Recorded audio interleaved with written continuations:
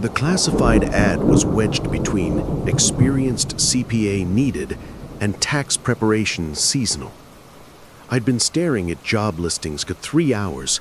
My coffee had gone cold twice, and my landlord's third notice sat on the corner of my kitchen table like a small red guillotine. Accounts Receivable Specialist, unique clientele, must be detail-oriented, discreet, and comfortable with irregular hours. Accounting background required. Excellent compensation. No agencies. The phone number had too many digits. I counted them twice, the way I count everything. 12 numbers instead of 10. I checked the listing again online. Same number. A typo, probably. Some old immigrant business owner who'd listed their international number by mistake. I'd seen stranger things in 6 years of public accounting. Not much stranger, but some.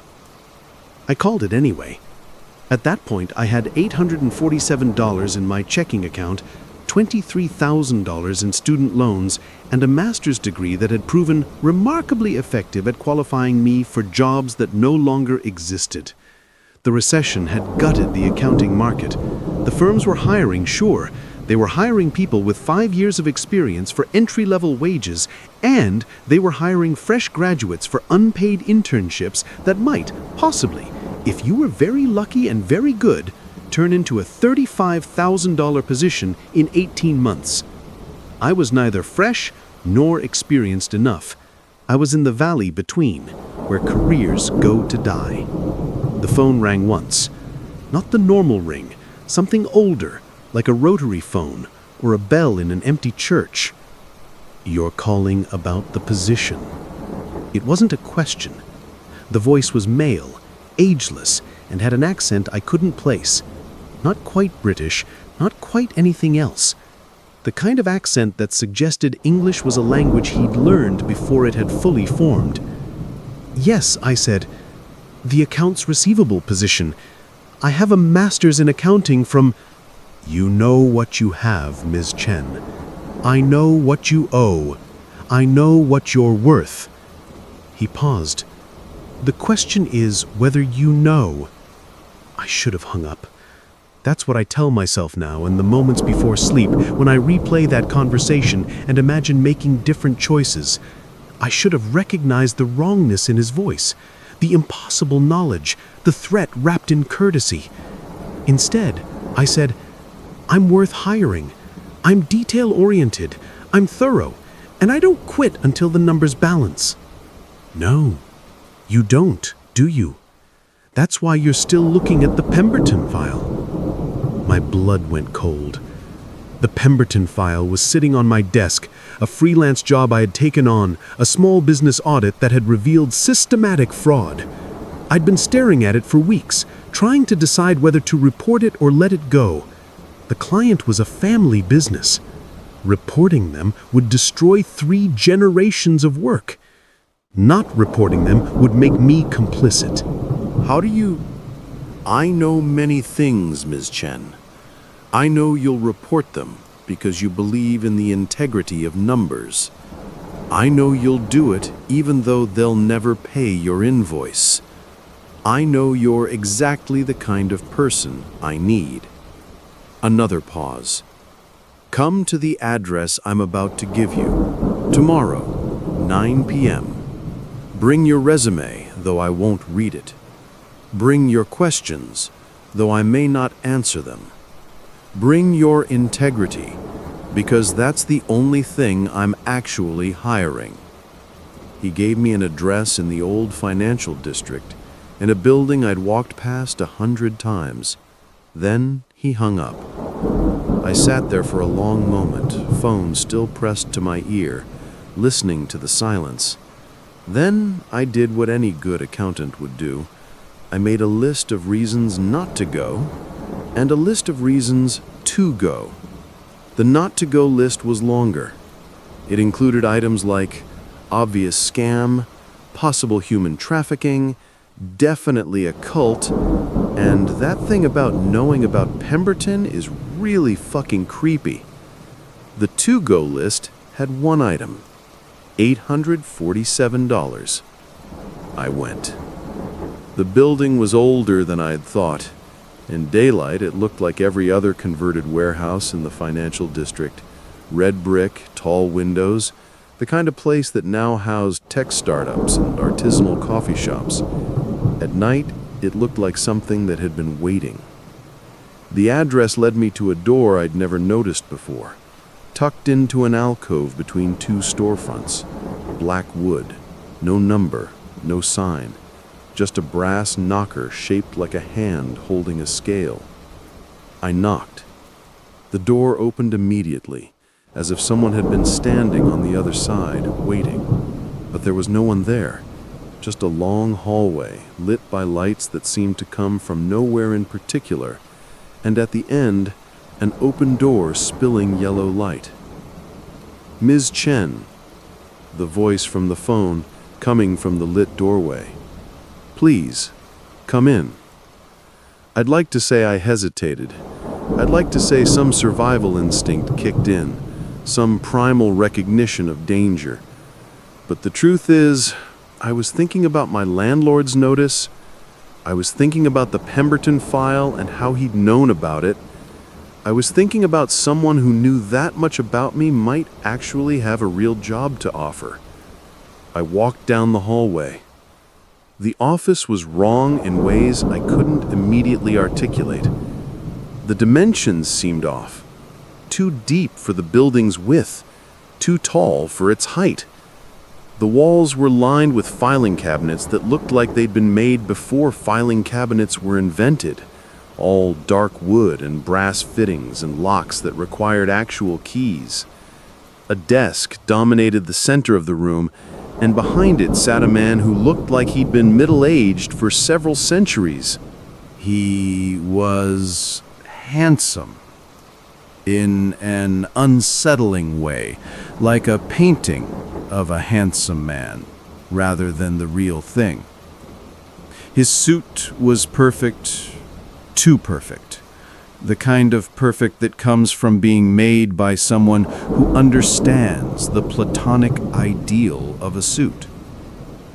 His eyes were dark and deep, and looked at me like I was a column of numbers that didn't quite add up. "Sit," he said, gesturing to a chair that I was certain hadn't been there a moment ago. I sat. "My name is Ashmedai," he said. "I've been collecting debts for a very long time. I'm looking for an assistant." "Collecting debts from whom?" "From those who owe them." He smiled slightly. "I appreciate your directness, Ms. Chen.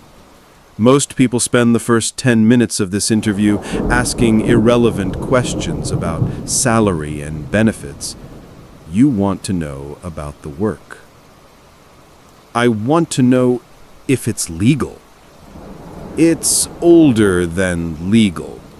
But yes, in the sense you mean, it's legal. I collect debts that are legitimately owed, from entities that legitimately owe them, using methods that are mostly legitimate." Entities? People, businesses, other things. He leaned back in his chair. "I'm going to be honest with you, Ms. Chen, because I think you'll appreciate honesty more than salesmanship. The work is dangerous. The clients are difficult. The debtors are often hostile. You'll work irregular hours in irregular places, and you'll see things that will make you question your understanding of reality. And the pay? Enough to clear your student loans in 6 months. Enough to never worry about rent again. Enough to make you wonder why anyone does anything else." He paused. "But money isn't why you'll take this job." "No?" "No. You'll take it because you're curious, because you've spent your entire life making other people's numbers add up, and you want to know what happens when the numbers don't add up. When the ledger shows debts that shouldn't exist, owed by things that shouldn't exist, for prices that can't be paid in any currency you've ever heard of. You'll take it because you're tired of the small frauds and the small lies, and you want to see what the big ones look like. He was right, and I hated that he was right. What would I actually be doing? Ashmedai reached into a drawer and pulled out a book. Not a ledger. I'd seen plenty of ledgers. This was something else. The cover was leather, but not any leather I recognized. The pages were thick and irregular like vellum, and the writing inside seemed to shift and change as I looked at it. This, he said, is the ledger, capital L. It contains every debt owed to me by every entity that has ever made a deal and failed to pay. Your job would be to collect those debts. How? That depends on the debt. Some can be collected in cash. Some require other considerations. You'll learn as you go. He turned the book toward me. Look at the first entry. I looked. The page was covered in writing that seemed to be in multiple languages at once. But as I focused on it, the words resolved into English, like my eyes were translating automatically. Debtor, Markov, Yevgeny. Debt incurred, April 3, 1847. Terms, 7 years of prosperity in exchange for the firstborn child of his line. Payment due, April 3, 1854. Status, outstanding. Current balance, 1 firstborn child plus interest.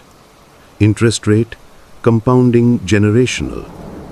Current amount owed, 17 souls or equivalent value. I looked up at Ashmedai.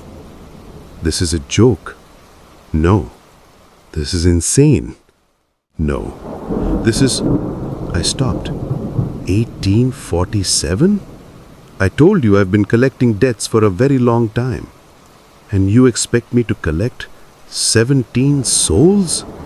I expect you to collect what's owed. How you collect it is up to you. That's why I need someone with an accounting background. Someone who understands that debts can be restructured, that payment plans can be negotiated, that sometimes you have to write off a loss. He smiled again, and this time there was something sharp in it. And someone who understands that sometimes you have to send in the collectors. I should have left. I should have walked out of that office, out of that building, out of that entire situation. Instead, I heard myself say, "What's the starting salary?" 12,000 a month, plus commission on successful collections, full benefits, flexible hours, and most importantly, he reached into another drawer and pulled out a small card. Protection. The card was black, with silver writing that seemed to glow slightly in the dim light. It read, "Bearer is under the protection of Ashmedai, collector of debts. Interference will be considered a hostile act." Protection from what? From the things you'll be collecting from. He slid the card across the desk. Take it. Consider it a signing bonus. If you decide not to take the job, keep it anyway. You'll need it. I picked up the card. It was warm, like it had been sitting in sunlight. The moment my fingers touched it, I felt something. A subtle shift, like the air pressure had changed, or like I'd stepped from one room into another without moving. "I'll need to think about it," I said. "Of course. You have until midnight tomorrow. After that, the position will be filled by someone else." He stood, and I realized the interview was over. "One more thing, Ms. Chen. If you take this job, You'll learn things about the world that you can't unlearn. You'll see things that will change how you understand reality. You can't go back to your old life. Not really. The numbers will never look the same. Is that a threat? It's a warning. There's a difference. I left the office, walked down the impossible hallway, and stepped out into the night. The door closed behind me, with a sound like a book slamming shut. I went home. I made a list. At 11:47 p.m. the next night, I called the number with too many digits. "I'll take the job," I said. "I know," said Ashmedai. "Come in tomorrow. We'll start with something simple." Simple turned out to be a vampire who owed 3 months' rent on a crypt in Colma. "Vampires," I said, staring at the ledger entry, "are real." "Obviously," he said. He was showing me how to read the ledger, how to interpret the entries, how to calculate interest on debts that had been outstanding for decades or centuries. Legally dead, but functionally animate. There are laws, Miss Chen. Very old laws, but laws nonetheless. The supernatural world has its own legal system, its own courts, its own contracts. This vampire, his name is Christoph, signed a lease agreement in 1987. He's been paying regularly until 3 months ago. Now he's behind, and the crypt's owner wants him out. Can't the owner just evict him? The owner is a lich. Liches are notoriously bad at confrontation. That's why he hired me. And that's why I'm sending you. Me? Alone? You have the card. You have the ledger. You have the authority of my office. Ashmedai looked at me over his reading glasses. And you have a brain, which is more than most collectors have. Use it. He gave me an address in Colma, the city of cemeteries south of San Francisco. He gave me a copy of the lease agreement, which looked like a normal rental contract except for the clauses about no subletting to ghouls and tenant responsible for all bloodstains. He gave me a briefcase containing 3 months' worth of rent receipts, a calculator, and a wooden stake. "Just in case," he said about the stake. "I thought you said I had protection." "You do. But protection doesn't mean invincibility. It means that if something kills you, I'll know who did it, and I'll make them regret it. Thoroughly. Eternally." He smiled. "Try not to die on your first collection. It's bad for morale." I drove to Colma at sunset because Ashmedai had said that was the best time to catch a vampire at home. The cemetery was old and sprawling, full of elaborate mausoleums and simple headstones. And the crypt I was looking for was in the back corner, behind a stand of cypress trees that looked like they'd been planted specifically to create ominous shadows. The crypt was small, just a stone box with a door, really. The door had a mailbox. The mailbox was overflowing with past due notices. I knocked. Nothing. I knocked again, louder. "Mr. Christoph, my name is Alice Chen. I'm here on behalf of Ashmedai, collector of debts. I need to speak to you about your outstanding rent." Still nothing. I tried the door. It was unlocked. The inside of the crypt was larger than the outside, which should have been impossible, but which I was starting to accept as normal. It was decorated like a studio apartment, if studio apartments were underground and smelled like old blood and older earth. There was a coffin in the corner, lid open, empty. There was a kitchenette with a mini fridge that I really didn't want to look inside. There was a desk covered in papers and a laptop that was playing what sounded like a true crime podcast.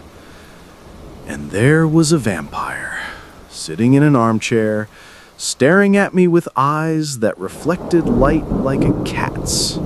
"You're not from the management company," he said. His voice was accented, Russian maybe, or somewhere near there. He looked young, maybe 30, but his eyes were older. Much older. "No," I said, trying to keep my voice steady. "I'm from Ashmeday's office. You're 3 months behind on rent. I'm here to collect." Ashmeday. Christoph said the name like it tasted bad. Of course. The lich finally called in the big guns. "I'm not a big gun. I'm an accountant." Even worse. He stood up, and I realized he was tall. Very tall. And thin in a way that suggested he hadn't been eating regularly. "I don't have the money." "Then we need to discuss a payment plan." "I don't have the money because I don't have a job. I lost my job. I lost my job because my employer found out what I am and he fired me. And now I can't get another job because I can't go out during the day. And all the night shift positions want references and I can't give references because my last employer tried to stake me in the parking lot." I blinked. That's wrongful termination. You could sue. "I'm legally dead. I can't sue anyone." He had a point. I pulled out my briefcase, opened it, and took out the calculator and the lease agreement. "Okay, let's look at your situation. You owe 3 months' rent at $800 a month, plus late fees of $50 per month, plus interest at 5% annually. That's $2,550 total. I know how much I owe. I'm not stupid. I'm just broke. Do you have any assets? I have a coffin and a mini fridge full of blood bags that I stole from a hospital. That's theft. I'm a vampire. Theft is literally the least of my crimes." I sat down in the other chair, uninvited. Christoph looked surprised, but he sat back down too. I pulled out a notepad and started writing. "Okay, here's what we're going to do. You're going to get a job. I don't care what kind of job. Night security, graveyard shift at a warehouse, whatever. You're going to start paying your Rent again. And you're going to pay down your arrears at $100 a month until the debt is clear. That gives you 26 months to get current. And if I don't, then I come back with the stake. You're going to stake me. No. I'm going to report you to Ashmedai, and he's going to send someone who will. But I'd rather not do that, because I'm an accountant, not a killer. And I'd prefer to resolve this with a payment plan, rather than violence. Christoph stared at me for a long moment. Then he said, "You're serious." "I'm always serious about debt collection." "You're insane." "I'm practical. There's a difference." I tore off the top sheet of my notepad and handed it to him. "Here's the payment plan. Sign it, and we're done. Don't sign it, and I escalate this to my supervisor." He took the paper. He read it. He looked at me like I was something he'd never seen before. "You really think I'm going to pay this?" "I think you're going to try." "And If you try, I can work with you. If you don't try, I can't. I stood up. I'll be back in 1 month to collect the first payment. $900, $800 for current rent, $100 for arrears. If you don't have it, we'll renegotiate. If you're not here, I'll find you. I walked to the door. I was almost out when he said, "Wait." I turned. "Why are you doing this? Why not just, stake me and be done with it? Because you owe rent, not your life. And because debt collection is about getting paid, not about punishment." I paused. Also, because I looked at your lease agreement, and your landlord is charging you $800 a month for a crypt with no windows, no bathroom, and no heating. That's price gouging, even for the supernatural real estate market. You're being exploited, and I don't like that. Christoph stared at me. Then, slowly, he smiled. His fangs were very white. "You're definitely insane, but okay. I'll try. Good enough." I left the crypt, walked back to my car, and sat in the driver's seat for a full 5 minutes, shaking. Then I drove back to the office and told Ashmodai that I'd successfully negotiated a payment plan. He looked surprised. "You didn't stake him? He's not hostile. He's just broke. There's a difference." "Interesting." Ashmodai made a note in the ledger. "Very interesting. Most collectors would have just eliminated the problem. I'm not most collectors. I'm an accountant." "Yes," said Ashmodai, and his smile was approving. "You are." The second collection was harder. The debtor was a witch named Millicent Graves, and she owed Ashmodai for a spell he'd provided in 1973. The spell had been a love charm, guaranteed to make her husband faithful. It had worked. It had worked so well that her husband had become obsessed with her, unable to think of anything else, unable to work or sleep or function without her presence. He died of exhaustion 6 months later, still smiling, still whispering her name. The payment had been due in 1974. It was now 50 years overdue. "What did she owe?" I asked, looking at the ledger entry. "Her firstborn child." I looked up at Ashmodai. "You can't be serious." "I'm always serious about contracts, Ms. Chen. She agreed to the terms. She signed the contract. She received the service. Now she owes the payment. She can't just give you a child." "No, but she can give me the equivalent value. A life for a life, a soul for a soul. Or," she tapped the ledger, "she can negotiate an alternative payment. That's why I'm sending you." Millicent Graves lived in a Victorian house in the Haight, the kind of house that looked like it had been decorated by someone who'd read too many books about witchcraft and not enough books about interior design. There were crystals in every window, herbs hanging from every doorway, and a cat that watched me from the porch with eyes that were definitely too intelligent. I knocked. The door opened immediately. The woman standing there was old. Not elderly, but old in a way that suggested she'd been middle-aged for several decades and decided to stay that way. She was wearing a purple dress and too much jewelry, and she smelled like incense and something darker. "I know why you're here," she said. "Come in." The inside of the house was worse than the outside. Every surface was covered with magical paraphernalia, candles, bones, jars of things I didn't want to identify. The air was thick with smoke and the feeling of being watched by invisible eyes. "Tea?" she asked. "No, thank you." "Smart girl."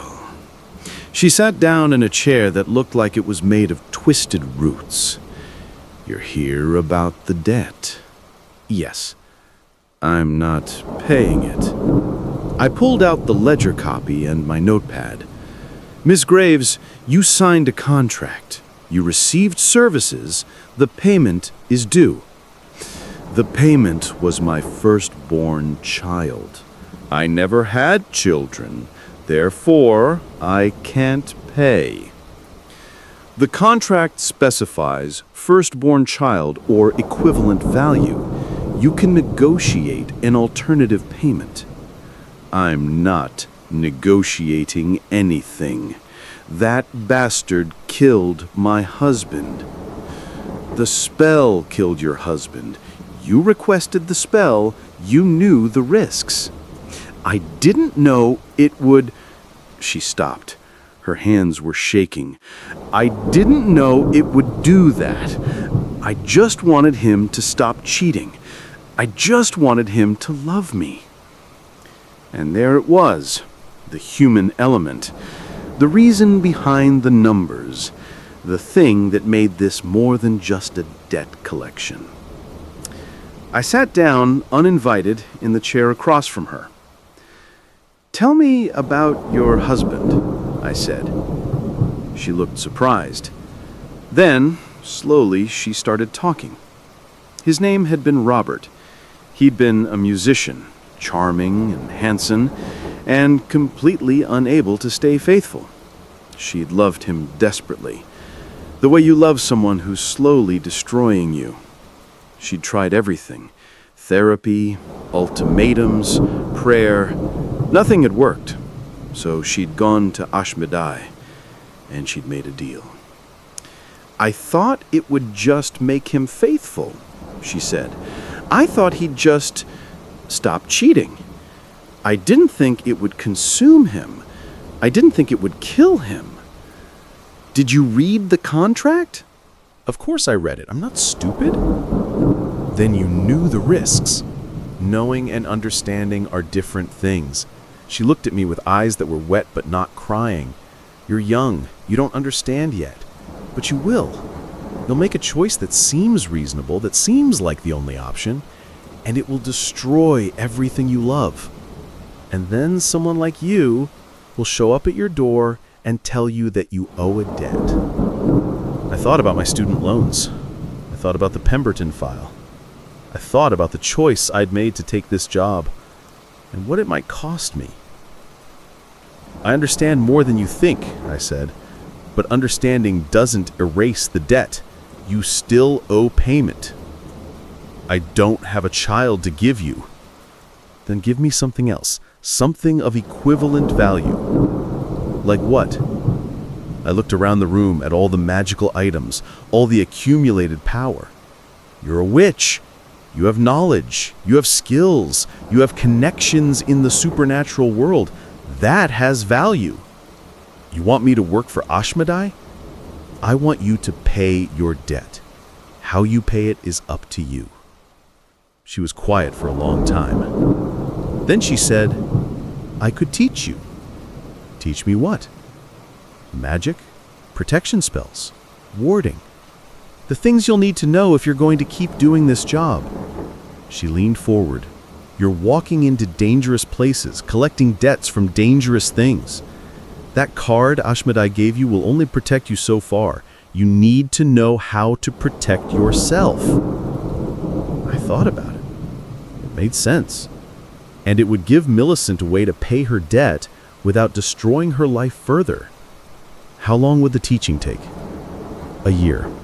1 lesson a week. By the end, you'll know enough to keep yourself alive. And that would clear your debt. That would clear my debt. I did the math in my head. 52 lessons at what, $500 per lesson? That was $26,000 worth of value, which was roughly equivalent to the value of a soul in the current supernatural market, according to the notes Ashmedai had given me. "Deal," I said. "I'll draw up the paperwork." I left Millicent's house with a contract for magical lessons and a growing sense that I was in way over my head. But the debt was being paid, the numbers balanced. That was what mattered. That's what I told myself, anyway. The third collection was the one that almost killed me. The debtor was something called a red cap, which Ashmedai explained was a type of fey creature that lived in old castles and murdered travelers, dyeing its cap red with their blood. "There are no old castles in San Francisco," I said. "There's an old fort. Close enough." Ashmedai showed me the ledger entry. "This particular red cap has been living in Fort Point for 30 years. He owes me for safe passage into this realm. He was supposed to pay in 1994. He didn't. Now the debt has compounded." "What does he owe?" "He owes 7 years of service, or the equivalent in blood." "Blood?" "Fey debts are often paid in blood. It's their currency." Ashmedai looked at me seriously. "This one is dangerous, Miss Chen. More dangerous than the vampire or the witch. Red caps are killers by nature. They don't negotiate. They don't compromise. They kill, and they enjoy it." "Then why are you sending me?" "Because you need to learn that not every debt can be collected peacefully. Sometimes you have to be willing to fight, or to run." He handed me a small vial of something that glowed faintly green. "Iron water. Fey hate iron. If things go wrong, throw this at him and run. Don't try to fight. Don't try to negotiate. Just run." I took the vial. It was cold, colder than it should have been. "What if I can't outrun him?" "Then I'll collect your debt from your estate, and I'll find a new assistant." He said it matter-of-factly, like he was discussing a budget shortfall. "Try not to die, Miss Chen. You're the best assistant I've had in decades." I drove to Fort Point at midnight, because Ashmedai said that was when the Red Cap would be most active. The fort was an old Civil War-era brick structure under the Golden Gate Bridge, all dark corridors and empty rooms, and the sound of water dripping somewhere in the darkness. I had a flashlight, I had the vial of iron water, I had the ledger copy and my notepad, and a pen that suddenly seemed like a very inadequate weapon. I also had a growing sense that I'd made a terrible mistake. The fort was empty. Not just empty, abandoned, like something had driven out all the life. No birds, no rats, no insects, just silence and darkness and the smell of old blood. I found the Red Cap in the lowest level, in a room that had once been a powder magazine. He was small, maybe 4 feet tall, with a face like a withered apple and eyes like chips of black glass. He was wearing a cap that was so red it seemed to glow, and his hands were stained dark with old blood. "Ashmedai's little accountant," he said. His voice was like rocks grinding together. "Come to collect the debt." "I am under Ashmedai's protection." He laughed. It was not a nice sound. "I don't negotiate with humans. I kill them. I take their blood. I dye my cap." He took a step toward me. "Your blood will do nicely." I pulled out the vial of iron water. Stay back. I'm under Ashmedai's protection. Ashmedai's protection means he'll avenge you. It doesn't mean he'll save you. Another step. And I'm willing to pay that price. Your blood is worth 7 years of service, maybe more. He lunged. I threw the vial. It shattered against his chest, and the iron water splashed across him like acid. He screamed, a sound that was more rage than pain, and stumbled back. His skin was smoking where the water had touched it, blistering and blackening. I ran. I ran through the dark corridors, my flashlight beam bouncing wildly, my breath coming in gasps. Behind me, I could hear the redcap following, his footsteps quick and light, his laughter echoing off the brick walls. I burst out of the fort and into the night air, and I kept running. Across the parking lot toward my car, fumbling for my keys. Something hit me from behind, and I went down hard. The redcap was on top of me, his weight surprising for something so small. His hands are on my throat. His cap was dripping, and I realized with horror that it was dripping fresh blood. My blood. He'd clawed my back when he'd tackled me. Your blood, he hissed. Your blood for my cap. I couldn't breathe. I couldn't think. I could only feel his hands tightening and see his eyes, black and empty and hungry. And then I remembered the card. I pulled it out of my pocket with my left hand. My right was trying uselessly to pry his fingers from my throat, and I pressed it against his face. The effect was immediate. The redcap screamed and threw himself backward, away from me, away from the card. Where the card had touched his skin, there was a mark, a brand, glowing silver in the shape of scales. Ashmedai's mark, he gasped. You bear Ashmedai's mark. I told you, I wheezed, my throat aching. I'm under his protection. The redcap stared at me with something that might have been fear. Then he said, the debt, I'll pay it. 7 years of service, I'll pay it. Too late, I said. You attacked me. You tried to kill me. The debt is now forfeit. Ashmedai will collect it himself. No, please, I'll pay double, triple, anything. You should have thought of that before you tried to dye your cap with my blood. I got to my feet, slowly, painfully. My back was bleeding, my throat was bruised, and I was pretty sure I was going into shock. But I was alive. The redcap was on his knees now, his red cap clutched in his hands. Please, I'll serve you. 7 years, 14 years, whatever you want. I looked at him. I thought about mercy. I thought about second chances. I thought about all the things that made us human. Then I thought about his hands around my throat and his laughter in the darkness and the way he'd said, your blood will do nicely. No, I said, the debt is forfeit. Ashmedai will collect. I got in my car and drove away. In the rearview mirror, I could see the redcap, still kneeling, still clutching his cap, getting smaller and smaller until he disappeared. Ashmedai was waiting for me when I got back to the office. He took one look at me, bloody, bruised, shaking, and nodded. You survived, he said. Good. He tried to kill me. Yes, they do that sometimes. He gestured to a chair. Sit. Let me see your back. I sat. He examined the claw marks, then pulled out a small jar of something that smelled like herbs and copper.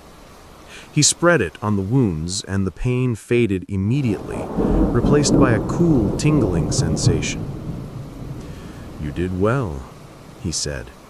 You used the iron water, you used the card, you survived, and you didn't compromise the debt.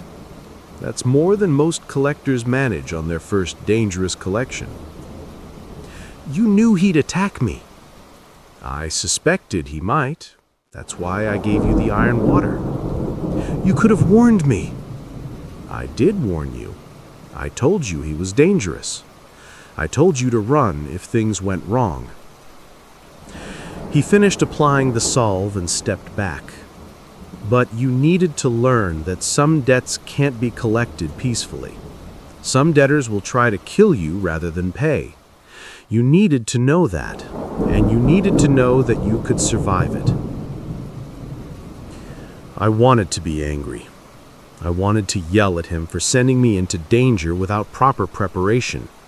But he was right. I had needed to learn. And I had survived. What happens to the red cap now? I'll collect the debt myself. He'll serve me for 7 years, and then he'll be free. Or he'll try to escape, and I'll hunt him down and collect a different kind of payment. Ashmodeus smiled slightly. Either way, the debt will be paid. He walked back to his desk and opened the ledger. You've completed 3 collections in your first week. That's a record. Most assistants don't make it past the first one. What happened to them? They quit, or they died, or they went mad. He looked up at me. But you won't do any of those things, will you, Miss Chen? No, I said, and I meant it. Despite the danger, despite the fear, despite everything, I meant it. Because for the first time in my life, the numbers were adding up to something that mattered. The debts were real, the collections were real, the work was real, and I was good at it.